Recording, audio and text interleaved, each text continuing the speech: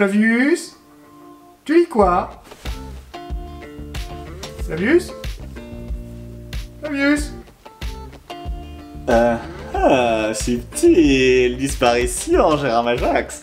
Il s'agit de Séraphin. Aujourd'hui, nous allons parler effectivement de cette œuvre absolument majeure du manga. Il s'agit donc d'une œuvre de Mamoru Oshii et surtout de Satoshi Kon. Satoshi Kon, je ne sais pas si vous connaissez, il s'agit de quelqu'un qui sévit d'habitude dans l'animation plutôt. Vous connaissez certainement certains de ses films d'animation comme par exemple Paprika, Perfect Blue, Millennium Actress, Tokyo the Godfather, etc. Et il a contribué en fait, il a participé à la réalisation d'un manga, ce manga donc Séraphin, qui devait prendre la suite d'un autre que vous connaissez sans doute. Il s'agit de Nausicaa.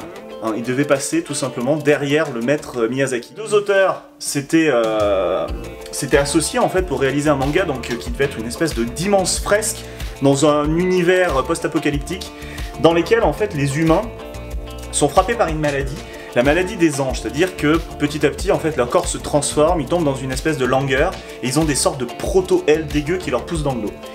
Et donc on va suivre une jeune fille qui est associée à des hommes et chacun va commencer à porter un nom en fait qui est en rapport avec les rois mages. Donc Balthazar, Gaspard, etc. Il y a même un clébard qui est avec eux. Et il doit faire un voyage initiatique vers un lieu où on aurait potentiellement la solution contre cette maladie des anges. Et donc on va suivre ces protagonistes qui vont pénétrer en fait au cœur de l'Asie. Donc d'abord ils vont mettre le pied en Chine, tout simplement, dans des cités qui sont complètement des sortes de forteresses retranchées, dans lesquelles les gens vivent dans une certaine précarité. C'est un voyage d'initiation qui est rempli de quelques références en fait évidemment à la religion occidentale, c'est l'aspect dépaysement comme ce qu'on peut trouver dans Évangélion par exemple. Et les deux auteurs en fait essayent de nous proposer une vision du monde du futur tel qu'il pourrait se produire si une pandémie globale en fait avait détruit l'humanité.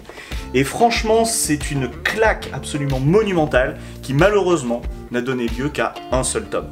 Donc vous êtes face à une œuvre majeure, véritablement, sans aucun problème, c'est parti de mon top 3 manga, quasiment.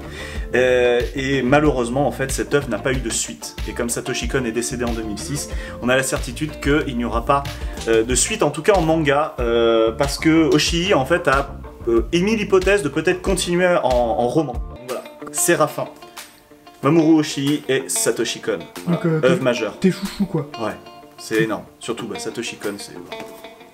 Ton dieu vivant. Presque. Merci Flavius. Et de rien mes loulous.